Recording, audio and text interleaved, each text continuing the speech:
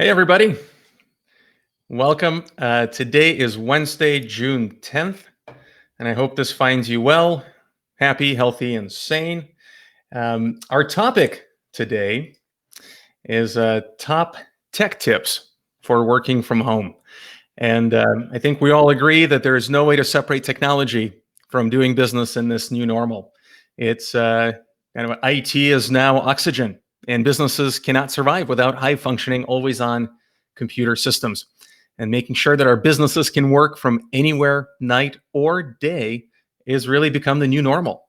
And I think most of you would agree that we're not going back to the traditional 9 to 5 in the office anytime soon. And any business that wishes to survive needs to be able to work from home as effectively as in the office. And this shift in how we work has created a lot of great opportunities, both for individuals and for businesses, but it's also created an equal number of challenges that business leaders need to think through.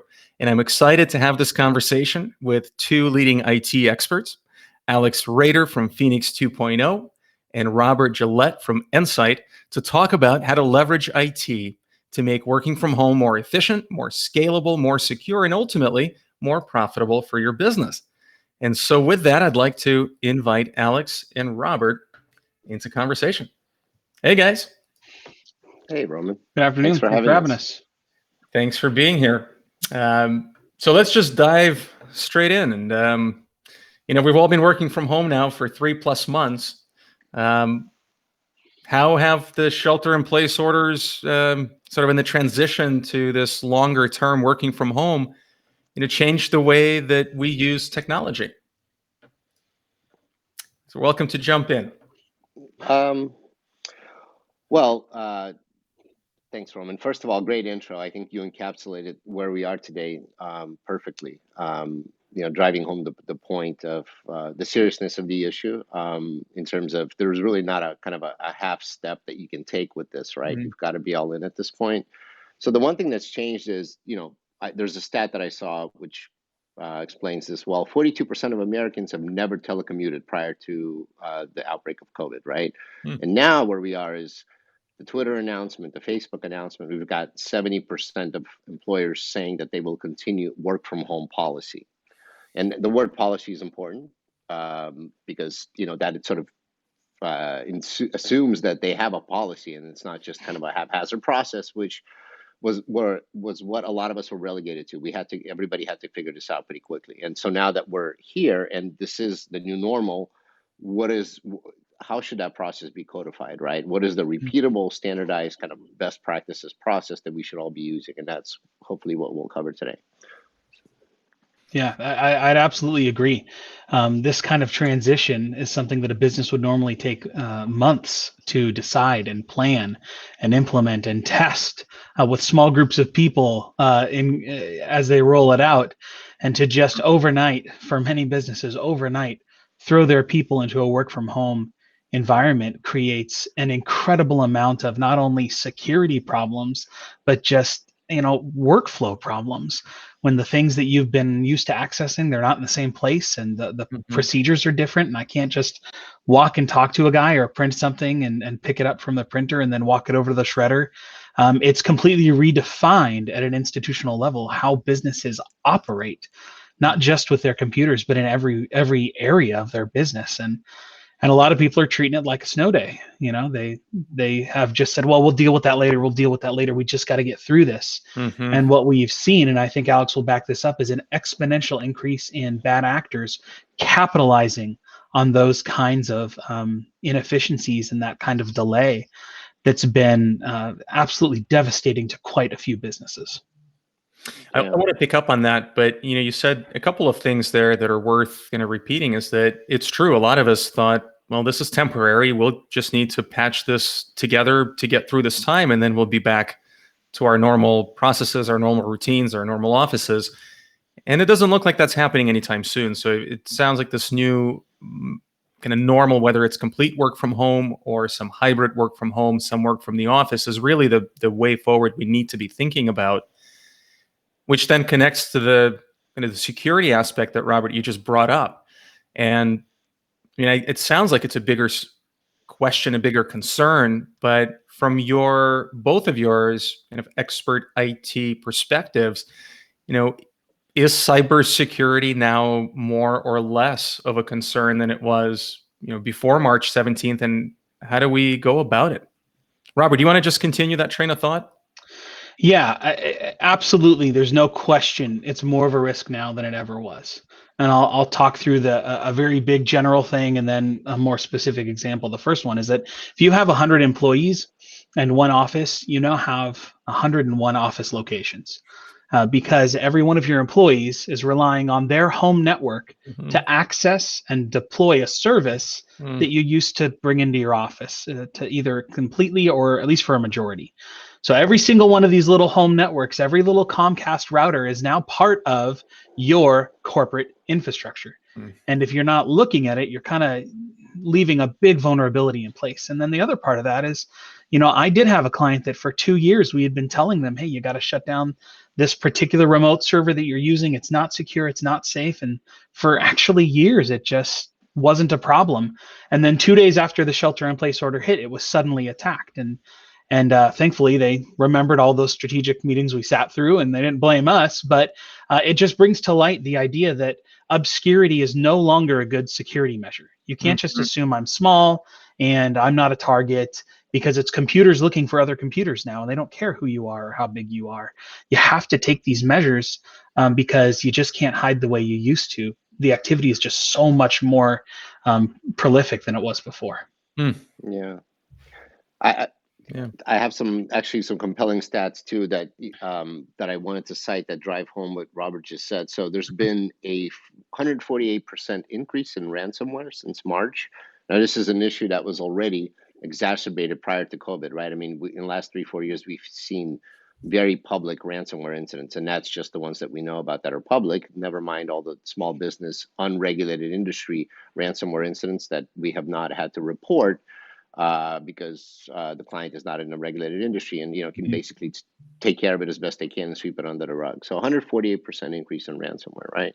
Phishing attacks are up by 667%. So just massive. And why is that happening? Because I posted an article yesterday on LinkedIn about the commoditization and commercialization of crimeware and ransomware as a service and cyber activity in general by very unsophisticated threat actors who could be, people, just somebody in their home who can go now on a dark web and purchase a ransomware as a service kit for $25 and launch a campaign, right? And this isn't difficult to do for somebody who's savvy and knows, is skilled that way. So what we have now is, if you're working out of your home, this defense in depth kind of thing that you normally have at an office, where if you look at the way a ransomware event unfolds, you get, typically somebody gets an email. Well, in the home, there's no firewall to analyze that email traffic. There's nothing to strip out any attachments or links or flag it. If somebody's using their own device at home, the device itself may not have the type of anti-malware, antivirus utility that you have in the office on a work machine. So that didn't catch it. The user probably hasn't had security awareness training. Their hair's on fire with everything that's going on.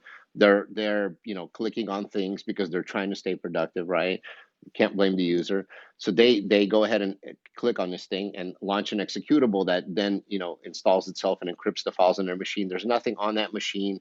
There's no other network infrastructure to neutralize that thing as it's unfolding. And there's no data loss prevention software or any kind of appliance or any, event analysis that's happening. Maybe, you have an IT department or you have an IT firm. If you've not let them into your home to support you that way yet, because it's all unfolded very quickly, they can't jump in and help proactively either. So if you think about it, we're all kind of left sort of on the back foot with all of this, with an issue that was already unfolding at a rapid pace before all this happened. It's now been exacerbated. So, well, thanks for that ray of sunshine.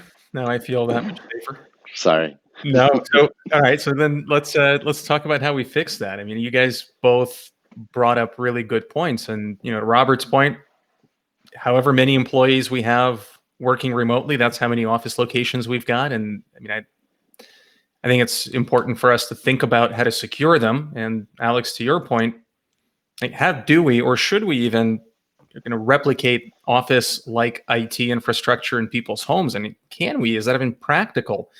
So, I mean, I don't But know. yeah, I'll jump in here. There's one thing that we can automatically do right now. And this is, just hear me. Not everyone is in this situation, but Alex and I both agree on this. The culture of bring your own device to work has got to stop. I understand how we ended up there. We want to be nimble. Companies don't want to invest in infrastructure. Getting a new hire a laptop, it's cumbersome and slows down the hiring process. I get all those things. But the challenge is when the device that you're entrusting your employees to use to get their job done and generate value for the organization, when that laptop, you don't have the ability to set permissions, restrict things you don't want to restrict, open up things you want to open up. And then you're giving them a pipeline directly into your corporate infrastructure, and you have no ability to mandate security patches or antivirus or proactive scripting.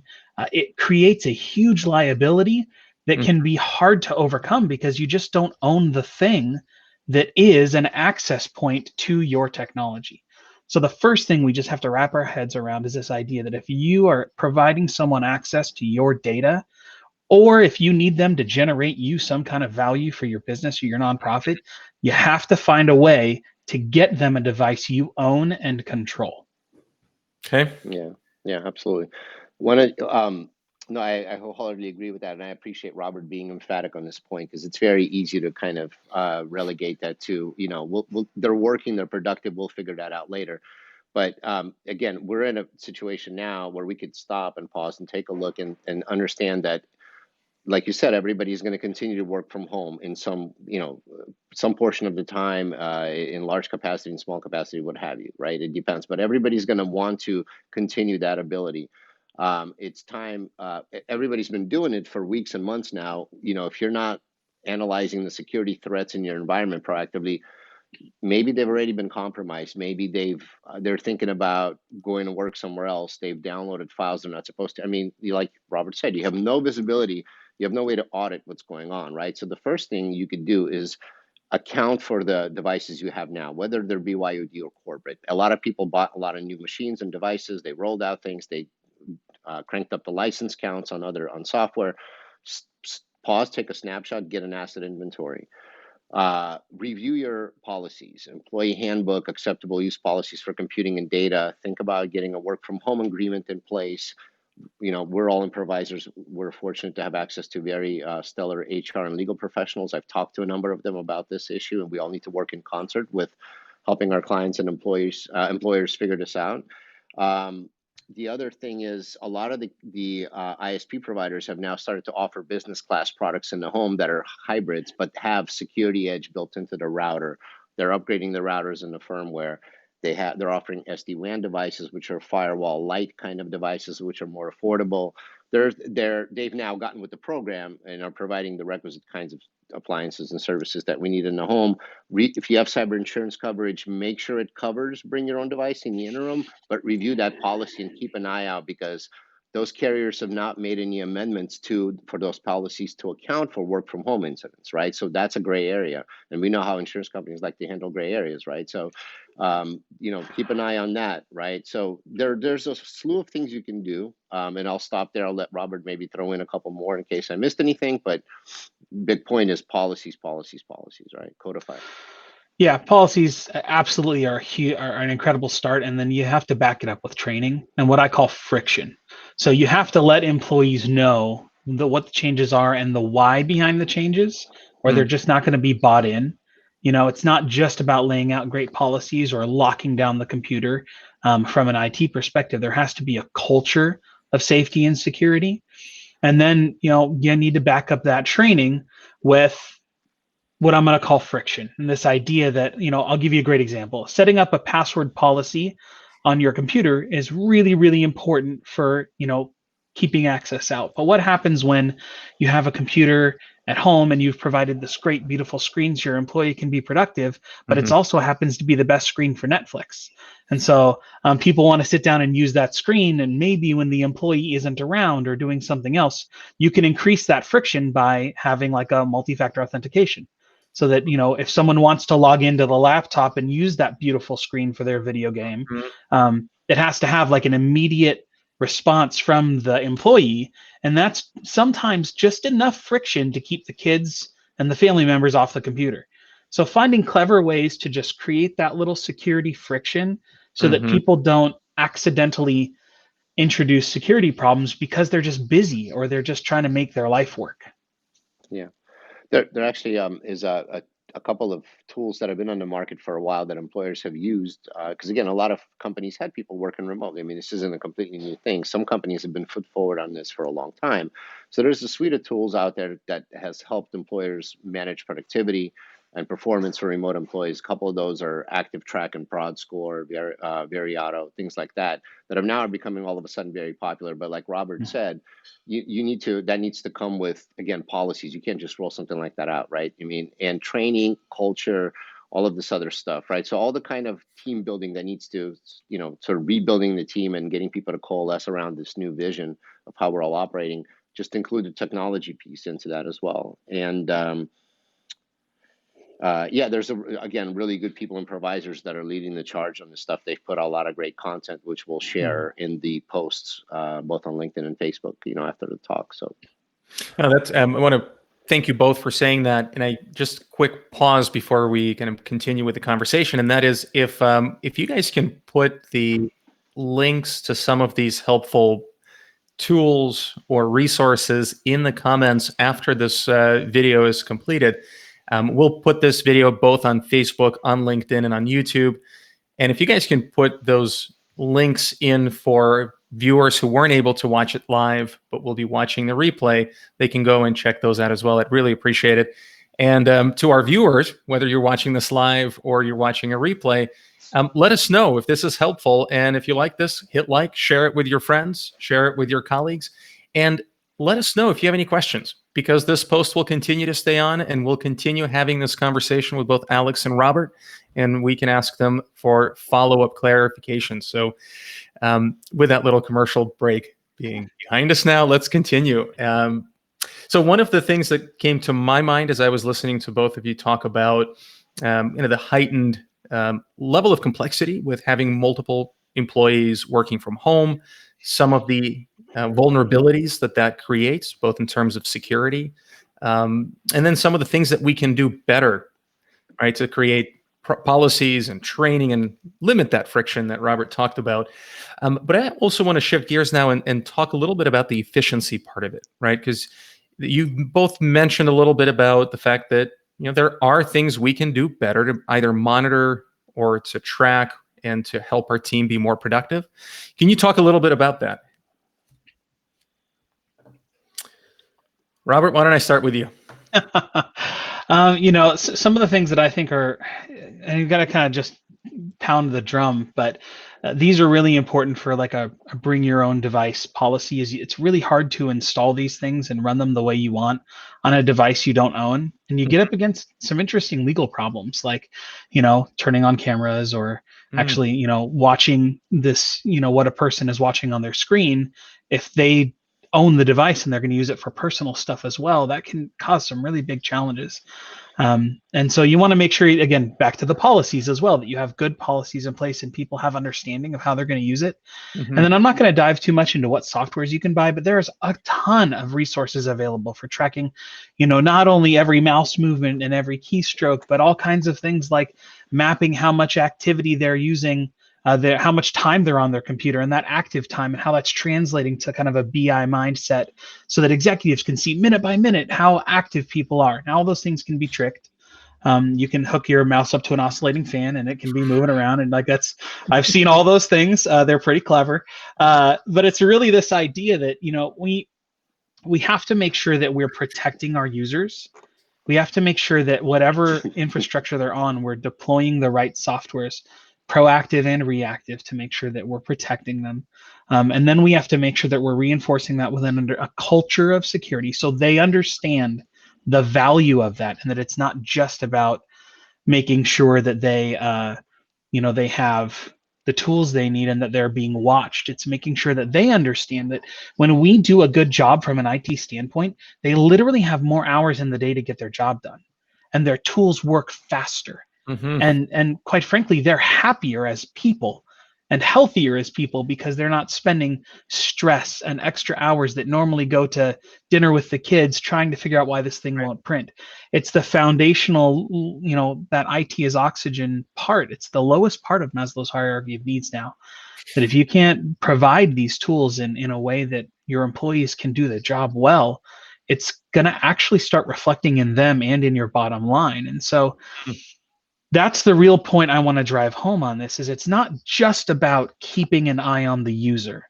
It's about making sure that they have a clear understanding of what's expected of them, obviously from doing their job. And now we're a little bit out of the IT world, but making sure that they have a clear understanding of what's expected of them from a productivity standpoint, and then making sure the tools actively support that so that they're not constantly running up against this digital barrier to getting their job done. That's great. Thanks, Robert. Alex? Robert brings up a good point. I mean, I watched a demo of one of these tools. We were running the free version for a couple of clients, and then, now it's, sort of worth evaluating and rolling it out to a bigger subset of the team. And I'm really impressed with especially the productivity and performance piece. While it may seem like it's big brotherish, it actually tends to have the opposite effect. People really rally around this because it's gamified. Everybody's doing it in the company, and it's when you walk into Costco, you see the sort of productivity thing for the cashiers and people out on the floor. Like, it's that kind of thing where you highlight people and give them kudos and people get prizes. Like, it really helps people sort of see how they're being productive or not, right? I mean, so you and I talked about, we use a high productivity planner, which is kind of a manual process, but that's a cognizant choice we're making because they're all very device heavy. But it's important to have this stuff for people in their jobs, and it really does work. These are mature tools that have been out for a long time. They're just now getting their light of day because of what's going on. And the efficiency thing. There's been some good thought leadership on this. Michelle James, who runs the CIO practice for CFOs to go, and we know some of those folks because they're improvisers. She wrote a really interesting article and said, work from home productivity is kind of like table stakes. It's just like the stakes to really enter the game and kind of stay on par.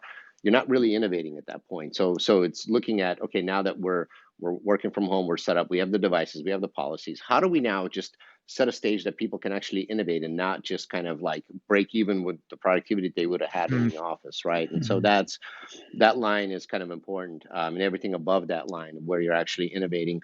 The one thing I would say to people, just a tactical, sort of recommendations from the foxhole kind of thing is, look, crank up the internet bandwidth at home. Get business grade service from AT&T and Comcast. They offer that, or get a second connection. Your employer will reimburse you. That's one of the things that's going to be happening, is that reimbursement policies will update themselves, right? And they have for them in a lot of cases already because of the new reality. So make sure if you're doing an important thing like what we're doing here today or on Zoom, right? Kill all your reboot your machine. Today's Patch Tuesday. Microsoft and all the other vendors are releasing patches. It makes for a messy morning when you're trying to work on your computer and the thing's installing updates. Reboot your machine on Tuesday morning, be ready to go. Know that that's a thing you have to do. Put it on your calendar.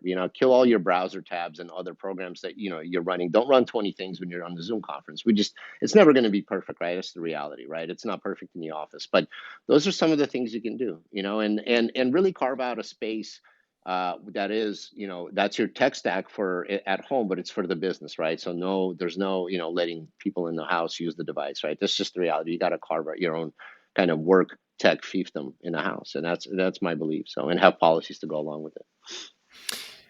Well, thank you both for the unique perspectives and some tips. One of the things that both of you keep saying, and I'm hearing a consistency here, is in terms of policies or processes. And I want to spend a little bit of time talking about that because, how do we practically develop these processes, or how would you recommend, or what would you recommend to business leaders of various sizes, whether you're talking about a small business, a mid-size, or a larger business with a lot of employees in different places? Like, how do we actually develop these processes? Because IT, as big of a role as it's beginning to play, is not always kind of front and center when it comes to important decisions that business leaders make. So what would you say to that? How do we go about improving that? Well, again, you gotta look at who you're talking to, but Alex and I have both solved that problem hundreds or thousands of times. And it starts with a process that's been developed after iteration and iteration and iteration and iteration until it's proven successful and weeded out every little opportunity for stumbling blocks. And then we customize that for our clients. So, I mean, the question that a business owner has to be asking themselves in a moment like this is, does my resource, if it's an IT person or an IT company, do I trust their plan? And if not, why? And then, and then the other part of it is, if you're starting from square one, do you really want to reinvent something Alex and I individually have been working on for decades? Is it a good idea to start your own again and reinvent the wheel, or could there be value in kind of getting on someone else's plan? Yeah. Well, that was actually a great tee up for Robert, because he has the thing that he likes to say, and we're obviously in agreement on this, is that get the tech stakeholder, whether it's an internal resource, CIO, CTO, IT manager, your help desk guy, or an IT vendor, give them a seat at the business table.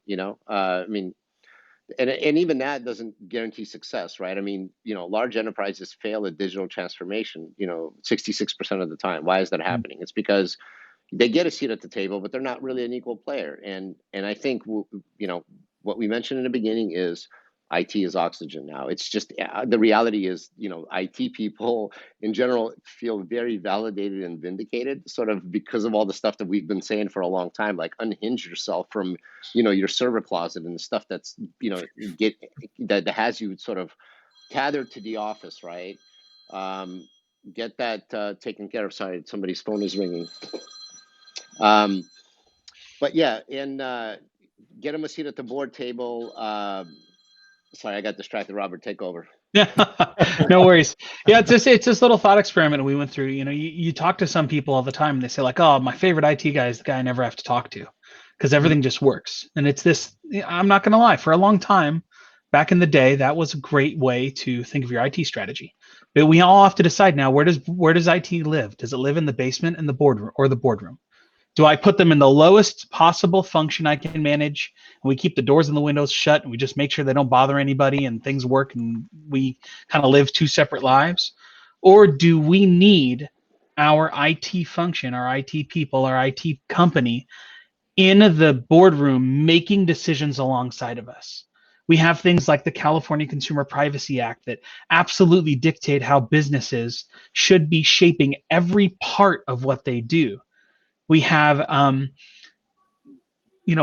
we have HR policies that the IT guy is going to have really strong opinions about from a deployment standpoint. And if HR is going to be successful, IT needs to understand why. And if your general counsel is going to be successful, they need to understand IT's point of view. So this idea that you can just make it work so well that you never have to think about it as a business leader, it's kind of dead and gone. And so you have to find a way to trust your IT person or company enough that not only do you give them a seat at the table right between your CFO and your general counsel, but also you listen to the things they say and accept their recommendations.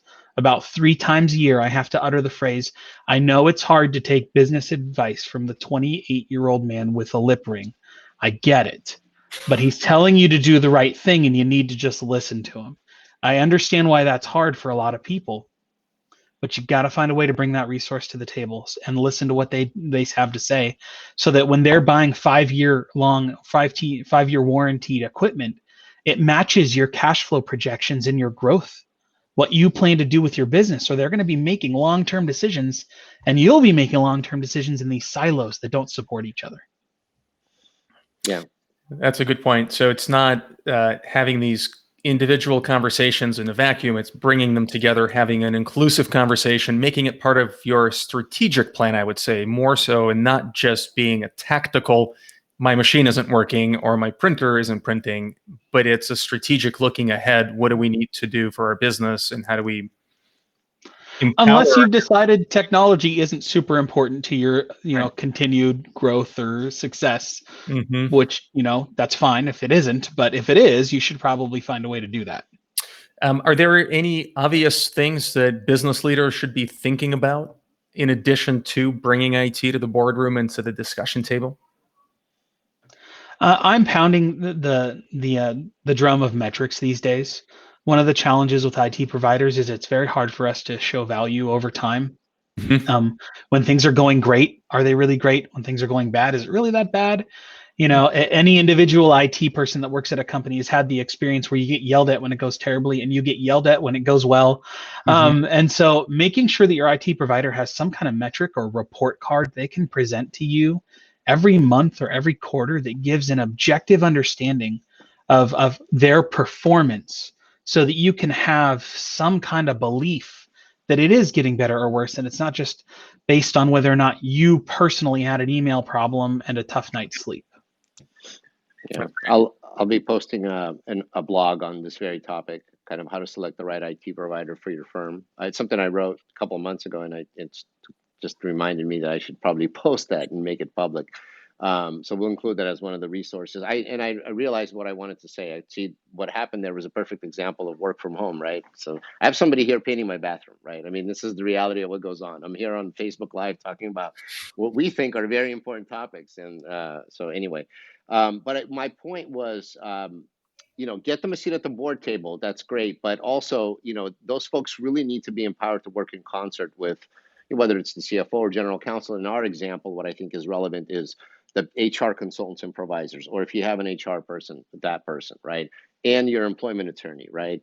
Sit down with them and have a consultation. We'll all give you an hour of our time, and you'll have a really good plan, right? That you can sort of chew through and figure out what's actionable and what isn't. So that was just my big point. And we all know really good people we can bring to bear for our clients, right? Because of providers. So that's all I want to say on that. Yeah.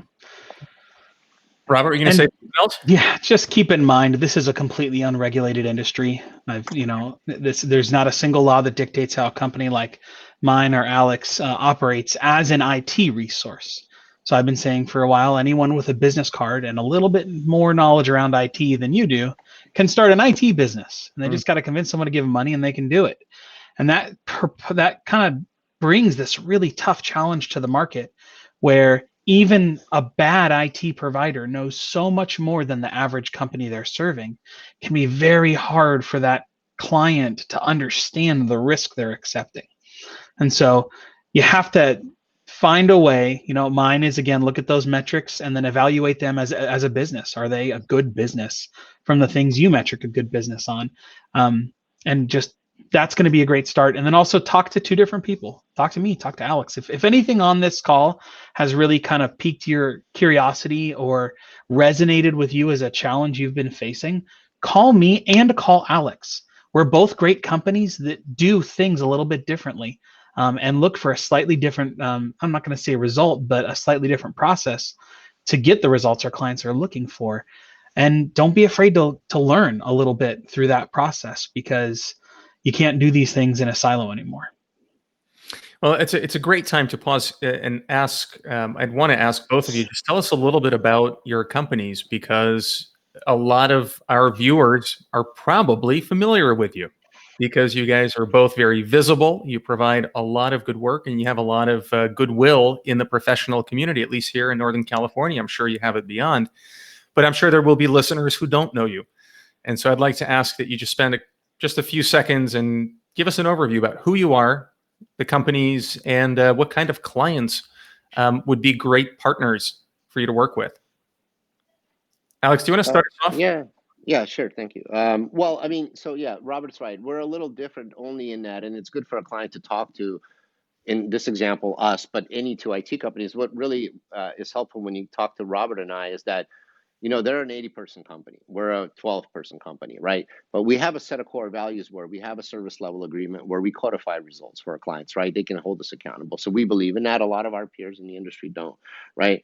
We take cybersecurity very seriously, right? We're very business outcomes driven, right? It's not about whatever tech thing, over architecting their environment because it suits our interests and our bottom line. It's about what outcomes are you planning for this year? And let's draw a straight line from those things back to whatever there is available in the tech landscape, right? So that's, doing IT that way than from the bottom up, right? So, we service the same kind of clientele. I mean, they have different kinds of clients, and so do we. We on any given day, we could be working with a small nonprofit and a tech startup that's very techy themselves, with a couple hundred people who maybe has internal IT resources and uses us to augment their staff. So, IT without the drama, why is that important? Because the reality is we're the most intimate vendor a client company has. Think about it. We're coming on site multiple times a week. We're talking to their users multiple times. Now we're in their home looking at, their devices, right? I mean, we're very intimate. I mean, so, it's not just about delivering,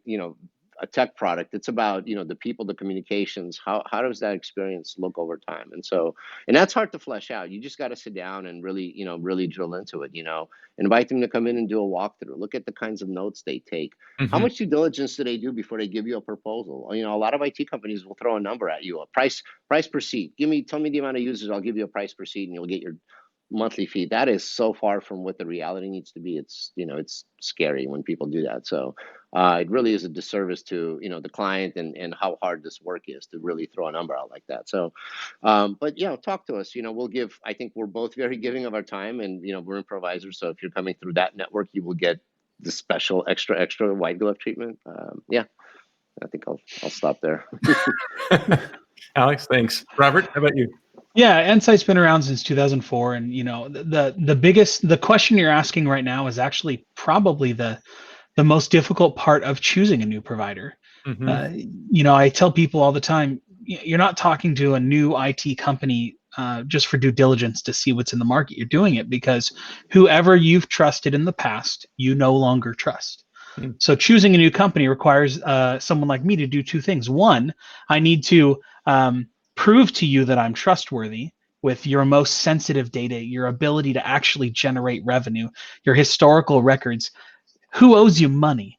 Like, not only do you have to trust me with all that, but I also have to overcome the baggage of whoever broke that trust before me. And the only way to do that is to sit down and actually listen to why each company believes they're a unique snowflake, what their value proposition is. We call it their superpower, what they think they do better than anyone else, and then test that against the next guy you talk to see if they're all saying the same thing, if they all bought the same sales book, or if there's something truly unique they can hold up and say, no, this is how I'm doing a good job, and I do this better than anyone else, and this is what I'm willing to stand on. And I would actually kind of lean into what Alex said, is like, per user device seat price, or like per user price or per device price. That is actually a really great way to hide where the real incentives are. It should be diving into what risks are you willing to take as my provider, and what risks do I have to take as a customer, and how are we making sure those are aligned with the things we can actually control and our incentives for success. So what's good for your provider has to be good for you and good for your employees. And if you can't figure out that alignment, you have to rely on integrity. And integrity is great to have, and everyone should have it. But when you test it over and over and over again, it is an inexhaustible resource. And so making sure that whoever it is you hire, their incentives align with your incentives and you can understand them, and then you've got a way to hold them accountable. That's the hardest thing about this. When picking a new IT provider, and it's just going to flat out take time. You can't put them into a spreadsheet and go, oh, they all do monitoring. Well, I can check that off the list. And, my security and monitoring team is like 12 people. That's, I'm not saying they're doing more or different than other companies, but obviously I have a reason why that's that many people. Right. And finding out what that is and is that valuable to you is what's important. Right. And it sounds like there's also different needs that your customers might have. You may be dealing with a smaller business where the either owner of the business or an office manager was tasked with the IT responsibilities, and at some point they just realized they're no longer, and probably they shouldn't have been in the first place, the right person to be responsible. They're looking for a resource. Could be a larger company that, to Robert's point, maybe needing to change providers, or could be a large company that has internal IT folks that need additional support. So I know that you guys can solve or can help and serve a wide spectrum of clients, which is why I wanted you to articulate that for our listeners in case they're not yet familiar with you. And as we're coming to the end, just if you were to think back over the conversation, any one thing that you wish to distill and impart upon our listeners, is what would be that one takeaway that you would leave them with as being most important? Bring IT to the boardroom table. Find a way to include them at your highest level business decision and strategizing. It's hard to imagine success without that. Thanks, Robert. Alex? Yeah, I would say, look, this is a time for taking risk off the table and keeping risk at bay, right? It's a time where, most of the people we're talking to have been in business for a little bit. And so, there's a certain amount of resilience and perseverance, and we're just going to, keep working and get through this and find a way to reinvent ourselves. But at the same time, you got to keep, there's already a huge risk landscape, right? I mean, we're working in the San Francisco Bay Area, for love of God. I mean, commercial real estate costs, salary costs, the burden of hiring and firing, hiring and retaining talent in California with all of that baggage, right? I mean, there's just so many forces working against people. Cybersecurity was always already a big, massive risk, right? So it's just, you got to do some things right now to take a lot of really new, scary risk off the table and keep that stuff at bay, so you can get yourself a competitive advantage and buy yourself some time and some runway to really figure this stuff out and get on a foot forward sort of a position about innovating and coming out of this and re-entering the workplace and whatever your plans are, right? And the good way to do that, honestly, I think in the near term with some tactical kind of things is, understand what the risks are, talk to us, put some policies in place, leverage the resources you have if you're improvisers or leverage your network, really talk to some people and understand, how you can keep some of this stuff from disrupting things any more than they already have been disrupted, right? And I think that's really prudent. And then, we can all revisit this conversation in a month from now. It will be different. But for now, I would, urge people to really take the risks seriously and do something about them.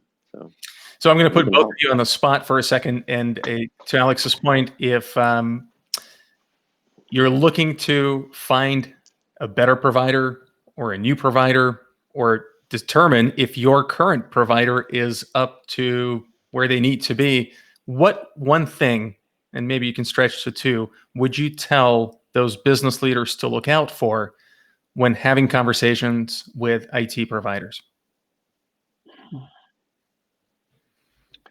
I mean, I would say, if you haven't already had the conversation, right, as part of this kind of, turbulence that's ensued, and while you were getting people set up to work from home and doing a lot of IT related tasks, did you kind of pause and go, okay, how does this connect to the long-term vision? What are we going to do in 6 months, 18 months, right? I mean, the kinds of quarterly business review and meetings where you're looking at, are you, is the IT company delivering on the metrics they promised in their contract, right? Their service level agreement. If you have not had that conversation, stop and pause and go, hey, so what's our plan for the next 6, 12, 18 months, near, mid, long term? And long term in IT is like 3 years, and you can leave that aside for now because it's moving way too fast. But, talk about what that looks like. If you're not in the cloud to a considerable degree, then get those guys to commit themselves to getting you out of your on-premise infrastructure that's holding you hostage to something that's a little more cloud, always on, elastic, kind of all of that sort of, all the hot terms de jour that we're all talking about. Get them to commit to a vision with resource costs, timelines, really specific costs of what it would take, when they're available to execute on stuff like that. Just, pin them down to some firm, concrete answers. And if they can't provide them to your satisfaction, then go take that same line of questioning and get it from another firm and start to, sort of kind of wrap your arms around it that way. Thanks, Alex. Robert? About 6 months ago, I talked to a guy. I was referred to him, and he said he was pretty happy with his IT. And I said, well, what do you like about the company you're using now? And he goes, oh, man, last year I was ransomware 3 times. And every time, man, he was Johnny on the spot, came and fixed it right away. I remember saying, well, have you ever thought about not getting ransomware? Like, is that a thing you've ever thought was bothering? And he's like, oh, how could anyone even do that? And I just can't tell you how many people go through what I would consider abusive experiences and outcomes without ever looking at it from an objective standpoint. So I would say, if anything, again, has kind of stirred something loose, talk to someone like me or Alex or both of us and just get an understanding of what's normal. Now, I understand you may not be in pain, but that may just mean you've gotten used to what you're experiencing. It doesn't mean what you're experiencing is normal or good. So in the same way, every couple of years, a nonprofit, or every 3 years, a nonprofit's going to switch auditors, or every couple of years, you're going to take your business line of insurance out to bid. I'm not saying go bid a new IT provider, but check in with someone and just see if what you're experiencing is normal. If that metric you're getting for success from your IT department or company is normal, that'll really help you get some alignment on what you're experiencing. Well, that's a perfect way for me to now display your respective emails.